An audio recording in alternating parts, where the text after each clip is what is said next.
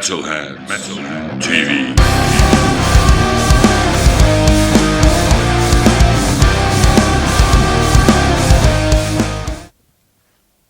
Hey Metalheads, this is Toby from Metalheads, and I'm sitting next to Johan Hegg from Amon Amarth. So thanks for having me here.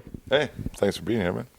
Absolutely awesome. So I prepared some questions. So you had a break, and how was life treating you during the break? Good. What did you do? As little as possible. As little as possible. Yeah. Reading books and stuff. Yeah, just hanging out, working in the house, doing nothing. So the typical stuff when your wife tells you what to do on the house. No, it's stuff that we kind of needed to do and also wanted to do. So it's fun. It's fun to do something different. Okay, cool. So I'm following you on Facebook and Twitter and stuff, and I see that you are really quite active on Twitter. And that you started, with, screwing the fans a little bit up with the Facebook announcement. What does personally mean social media to you, and what does social media mean to Amon Amarth?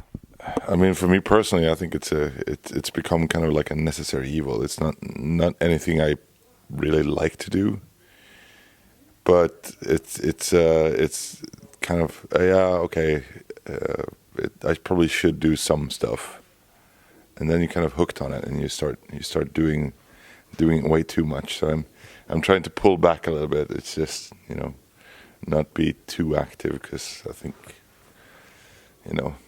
if you post too much stuff, you become boring. So yeah, okay, gotcha. So, but I think for the band, it's a great opportunity to reach out to the fans and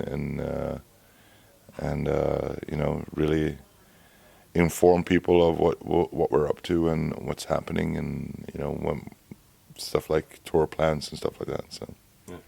So, and I was laughing hard about how you announced First Kill on Facebook. So, who had the idea to do that way? I don't remember whose idea it was. I was actually I had a couple of questions yesterday. I was going to check it out until today, but I forgot about it, and I don't remember who actually came up with the idea. But I just remember we were discussing,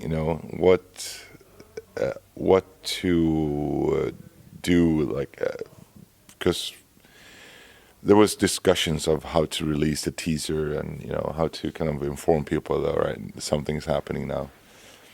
So I think someone from the US, I think from the management or something, came up with this idea, and we laughed pretty hard when we saw it, and we said, "Yeah, that's a good idea. Let's do that." Yeah, because it's an ironic way, because it's the ongoing discussion about, is it Viking metal, is it death metal, and I really laughed hard because that Keyboard Warrior kid, this is the thing which is always going on in forums and that stuff. Yeah, I mean it's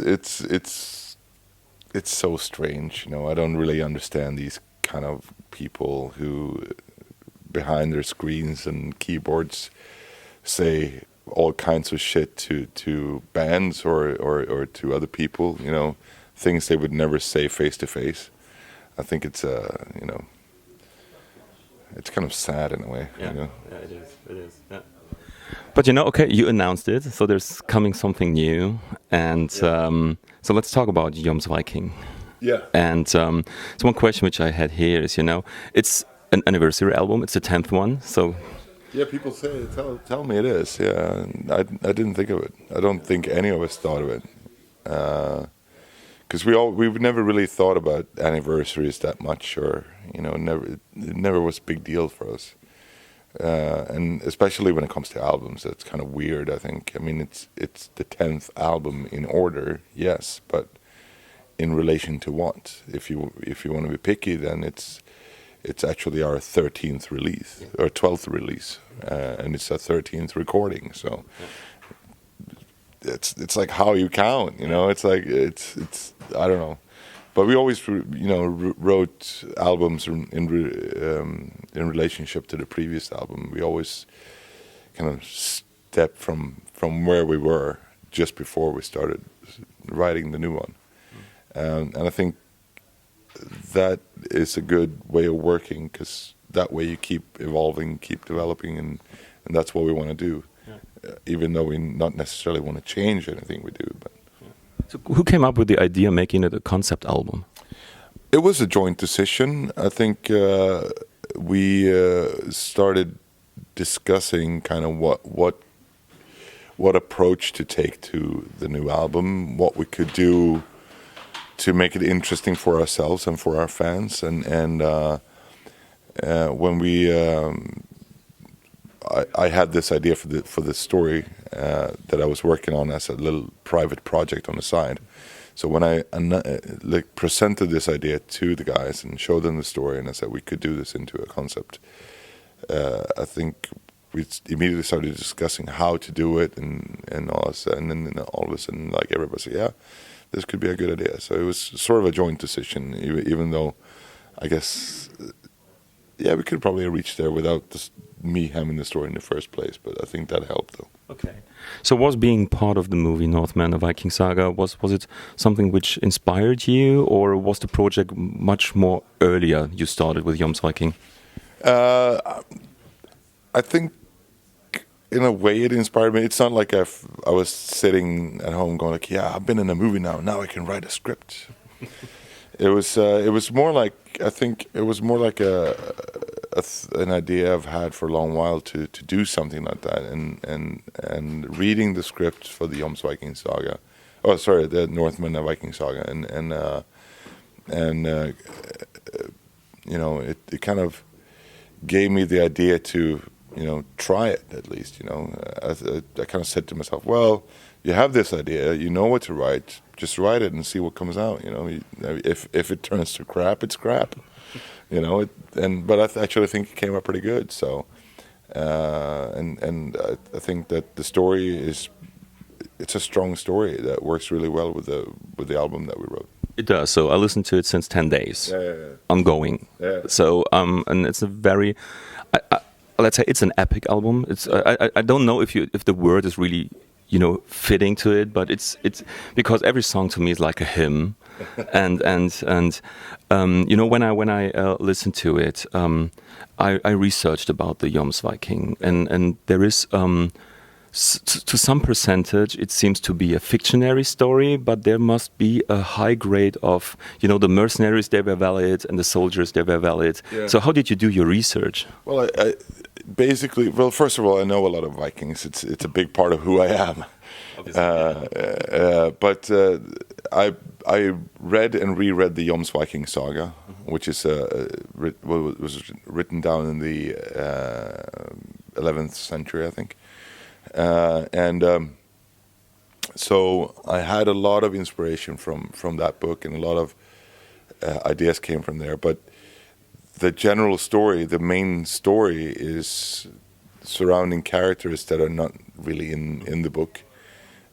So the idea is that there's a young man who flees his homeland, and he joins the Jomsvikings and becomes a Jomsviking. And then from there on, we follow the Jomsvikings and their, you know, escapades, so to speak. But some stuff that they were up to, I made up. Some stuff is like I took more or less straight out of the book, just to use it as pivotal points where the story takes certain directions to lead into the actual, like, you know, end of the story, kind of like where everything, what do you call it, like the resolution or conclusion.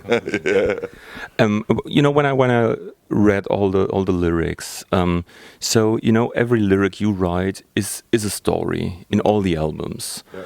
And was it now easier for you to write that concept because it was an entire story, or was it a hard way to do it and it's easier to make song per song?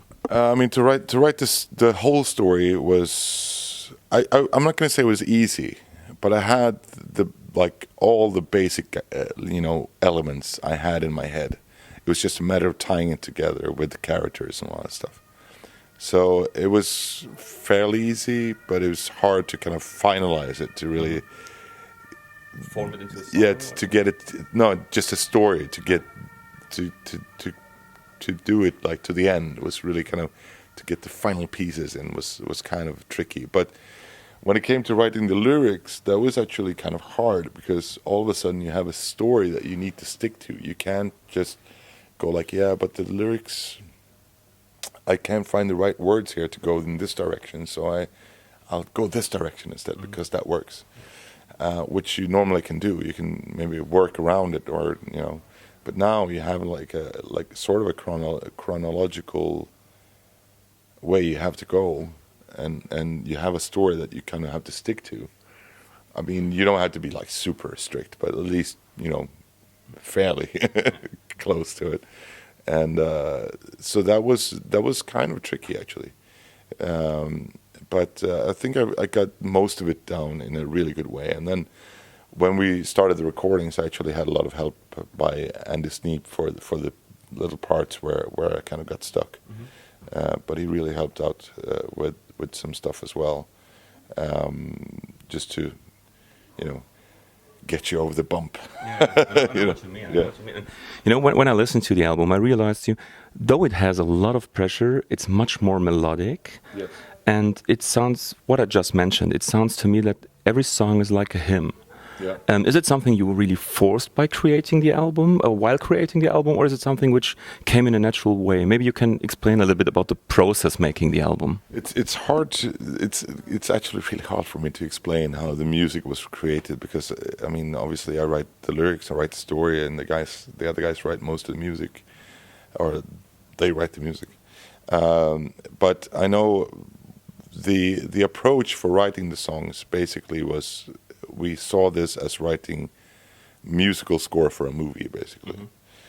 So all the music was written to the story, to fit the story, to have the right emotional, jiggle, and both lyrically and musically. So it was important to have the songs work together as a whole, both musically and lyrically.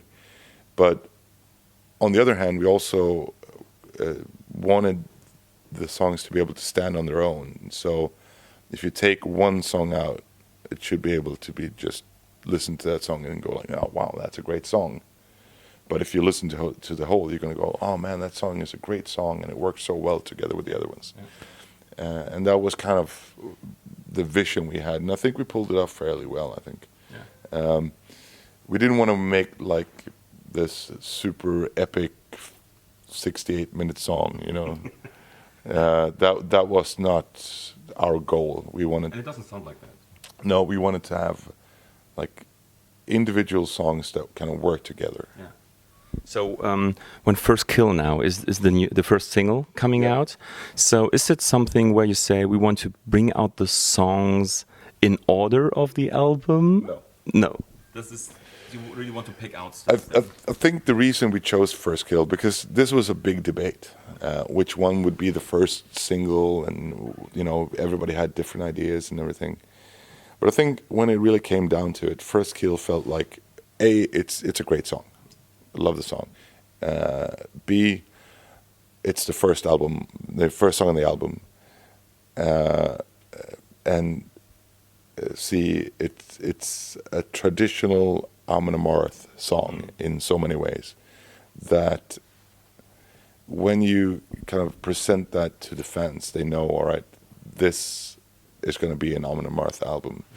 I mean, if we would have presented something completely, I mean, no songs, all the songs you can hear are Amon Amarth, but that's more or less like, I'm not going to say a standard or typical, because there's certain elements in that song which is kind of new, at least to me. Maybe not, maybe the people who listen to it won't feel the same way, but I think it's a new take to the traditional Amon Amarth opening song. Mm. But I think it's a great song, and people will really enjoy it. And it felt like a good way to start promoting the album. Yeah, and I think it's also, because of the beginning of the story, it's also setting the scene. A bit, yeah. It does set, as you say, it sets the scene, sets the mood. Yeah. Okay. Cool.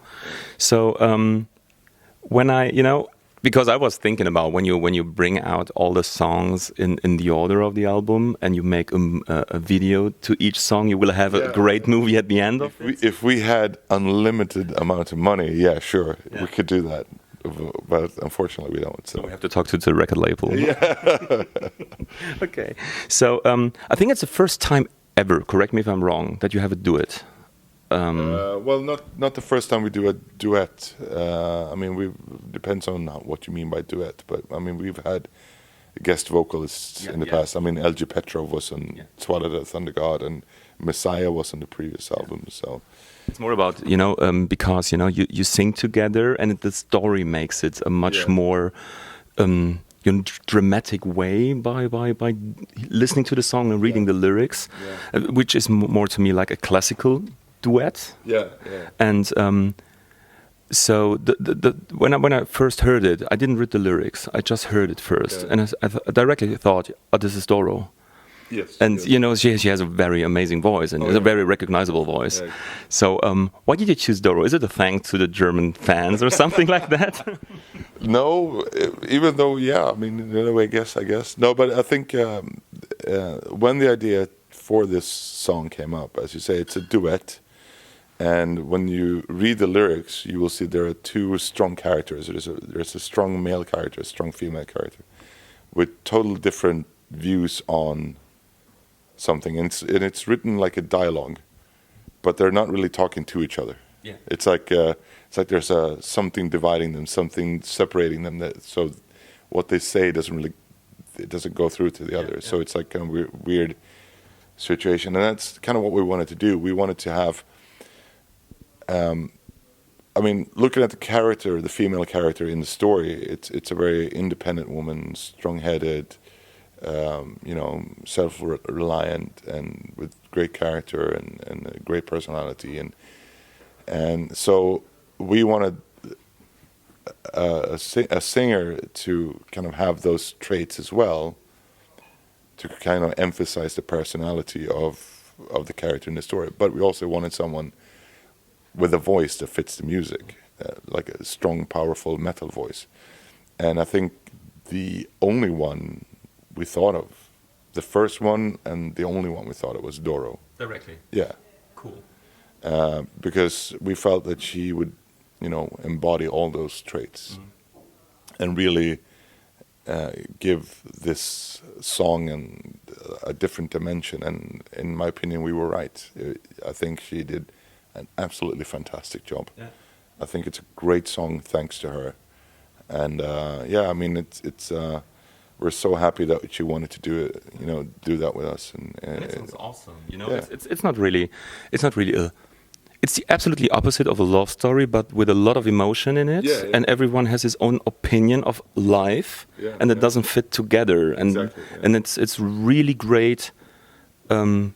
Done. That's this is what I can say. And that's kind of what we were aiming for, to have. This is not a happy story, It's supposed to be a story about life in general. I mean, it's even though it's about Vikings and all that, it's still about a story about life and about people. And life doesn't always end happy, And people don't always see eye to eye about things, especially not relationships. So it's a kind of a reflection on that, I guess. But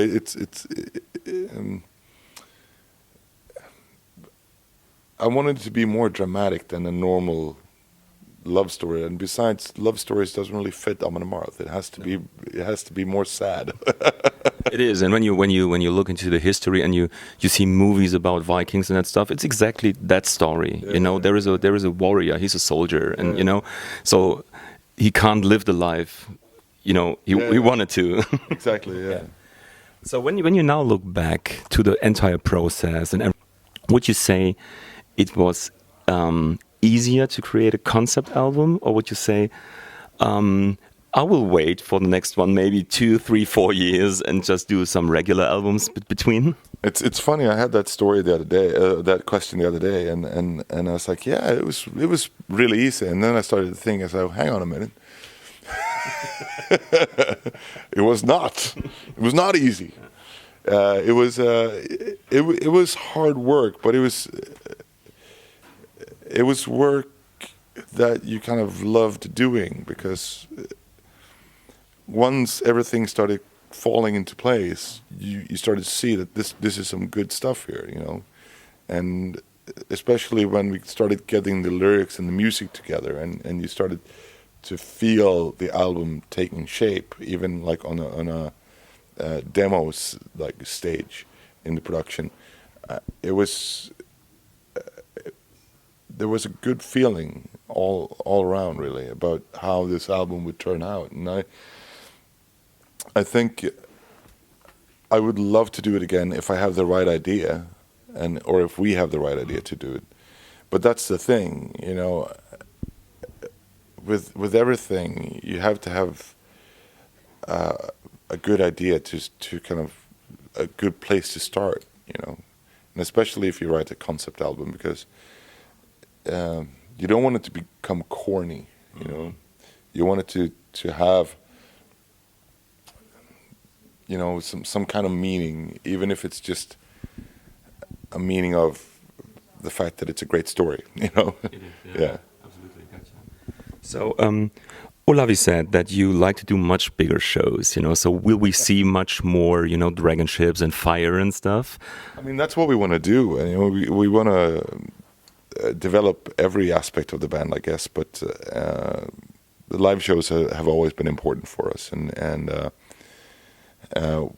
we're striving to improve the shows visually with every album we make, and that's a continuous job. So we're going to continue working on that. Okay, cool. So are you going just to play the you know, the big festivals, or will we see a whole tour as well?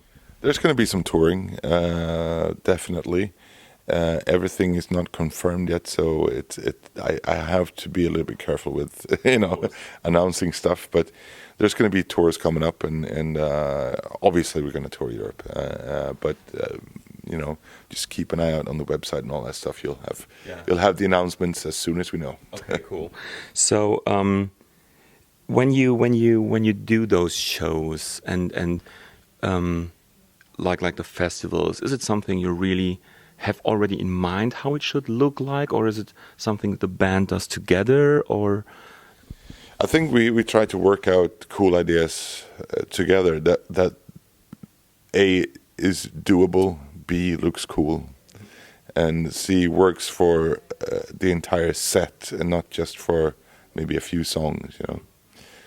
So we try to make sets that kind of relate to the band rather than to certain songs, but also obviously there will be maybe some stuff that kind of emphasizes certain songs as well. So yeah, cool. We're really looking forward to it. So the last minutes are always for the artists. So if you want to say to the metalheads outside something special, please go ahead. Well, I think everyone should check out the new album. It's gonna kick your ass, and then we'll be back, and we'll be coming to this lovely country to tour and play some great fucking metal shows. So awesome! Come out and have fun with us. Yeah, absolutely awesome. Thanks, Johan. It was a pleasure meeting you. Thank you. It's a pleasure. Man. Thanks. Metalheads TV.